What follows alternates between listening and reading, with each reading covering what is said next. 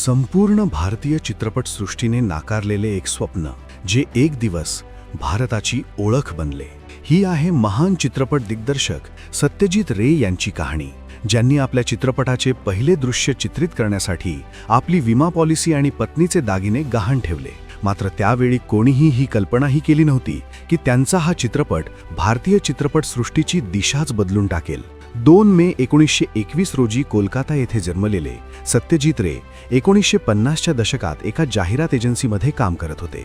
त्यांच्याकडे फारसे पैसे नव्हते आणि चित्रपट निर्मितीचा कोणताही अनुभव नव्हता. पण त्यांच्या मनात एक कथा होती, पथेर पांचाली, जी लेखक विभूतिभूषण बंदोपाध्याय यांच्या कादंबरीवर आधारित होती.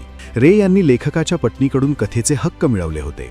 त्या काळात भारतीय चित्रपटसृष्टी बहुतांशी स्टुडिओ, गाणी आणि झगमगाटापुरतीच मर्यादित होती. पण रे यांना गावातील माती आणि पावसाच्या थेंबांसारखे वास्तववादी जीवन चित्रित करायचे होते. 1950 ते 1952 या काळात त्यांनी अनेक निर्मात्यांशी संपर्क केला. मात्र प्रत्येक ठिकाणी त्यांना तेच उत्तर मिळाले, हा चित्रपट चालणार नाही.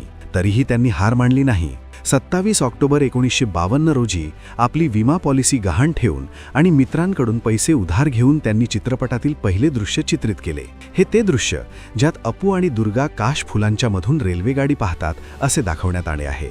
पैशांची कमतरता असल्याने ते आपली नोकरी सोडू शकत नव्हते. त्यामुळे चित्रपटाचे चित्रीकरण फक्त रविवारीच केले जात असे.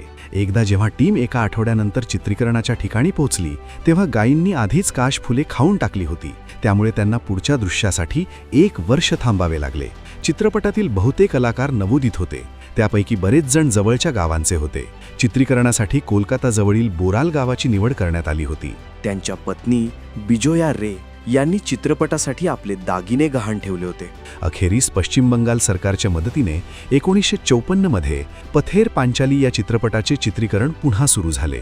26 ऑगस्ट 1955 रोजी पथेर पांचाली प्रदर्शित झाला आणि हळूहळू जगभरात गाजला. तत्कालीन पंतप्रधान जवाहरलाल नेहरू यांच्यासाठी या सिनेमाचा एक विशेष शो आयोजित करण्यात आला होता. या प्रदर्शनादरम्यान हॉलिवूड दिग्दर्शक जॉन ह्यूस्टनने याची प्रशंसा केली.